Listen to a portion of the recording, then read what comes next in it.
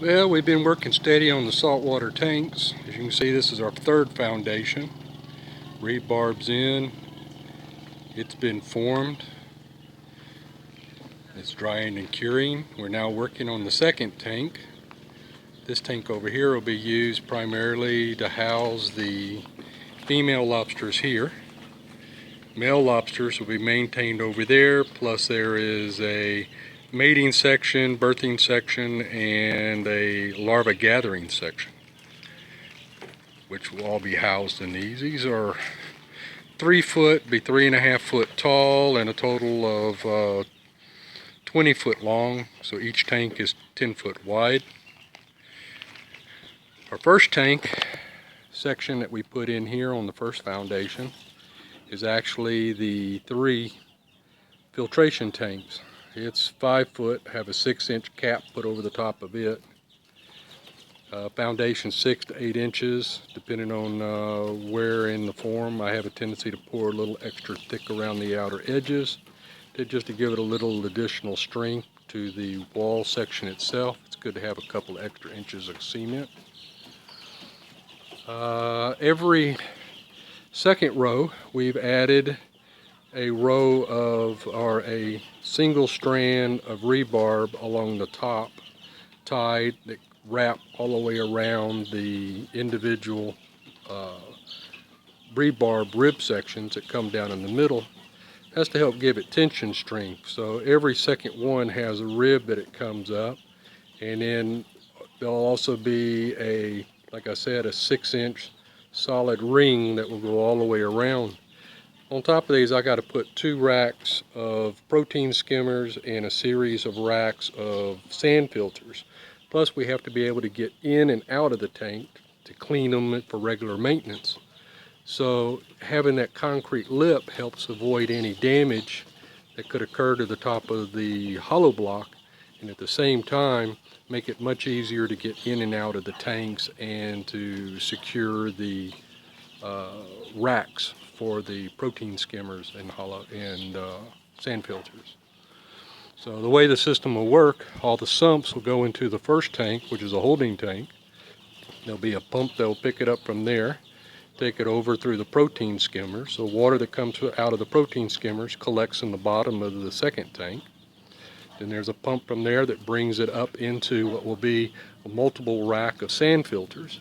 And then all that water will collect down into the bottom that comes out of the sand filters, and then there'll be a pump that will pick it up from there, run it along the wall behind the lobster tanks over to the first tank over here. These will be my largest tanks. They'll be 5 foot wide, 10 foot long each, and 6 foot tall.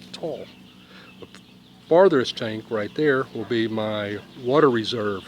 That's where I keep my salt water coming fresh through, so I can run off some of the water out of here regularly and be able to add fresh, clean salt water that's already to the right salinity and a pH and temperature, and introduce it back into my system, into the secondary working tank.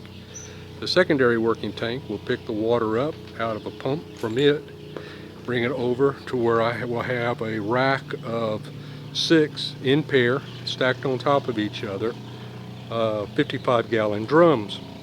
This will give me a certain amount of centrifugal weight on the water as it's coming down. And I'll just use a simple jacuzzi pump over here. They'll pick the water up, it'll bring it, push it over to the lobster tanks. There'll be a pump in there that will keep the water circulating because they like to have the current. Then I'll have 3 other 8x8 tanks that will be sitting over there, and they'll be pushing water out to those tanks. Plus I'll eventually have 20 racks of trays here, 5 trays to a rack, which is where the stage 4 lobsters. And then I'll also have the pots, larvae pots, along the wall over there. Eventually there'll be 15 of them. So the pump that's here will be responsible for distributing the water to the pots, the trays, the lobster tanks, and what are the 8x8 tanks that are subdivided. So I'll have a total of 6 tanks out there, which will be used for brine shrimp, rotifers, cephalopods, and regular shrimp, which will be used as part of the food source to feed them here in the tray and also in the pots. So the whole thing will be a nice closed circulation. The spent water that comes out of all the facility water being used here will collect in sumps, and all that sump water will be pumped from the various stages and sections over to that first tank right there. And then the whole process just starts all over again. So the protein skimmers and the sand filters should do the most to keep the debris out of the water, but I still want to be able about once a week to drain off a quarter of my water volume and release it back, and then in turn from my holding tank introduce the water back into the system. This will allow me to be able to regularly run the water off even during the heavy rainy cycles, and then when the water's not brackish and it's clean again, I can in turn pump water directly from the ocean back up into the holding tank, and it'll have time to sit there and acclimate to the water temperature, so there's no way I can create any shock to my larvae through the stage 1 and stage 4, because they're very, very delicate for things like pH change, temperature change, change in water solidity, and they don't like brackish water. So the whole thing's been designed to keep the water as pure as possible and as clean as possible to help minimize any pathogens or possible diseases to my stock. But progression is going nicely. I really can't complain. Like I say, it doesn't do any good when you live on a little island. You just have to accept things as they arrive. My chicken coop is finished. So today, all the ladies, we got 83 prime layers right here. All the ladies will be moved out there into their new digs, and they should really like it because it's very open compared to here. They'll have, 4 times, 5 times the moving space, and then plus I'll be able to open it up and allow them down to free range on the floor. Eventually, as they get older, I'll add a second section over in the chicken coop, and I'll put a chicken run out there, so they will be able to free range. They'll be happy. They won't be contained inside these cages all the time.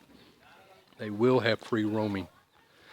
Of course, they'll be maintained in a closed enclosure, but they'll still be able to get out and range about. We have to be careful because of animals. We have a rather large lizard here in the mangrove.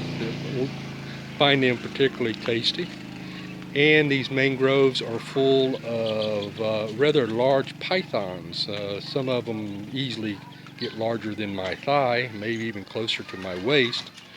So having them where they're secure at night and under control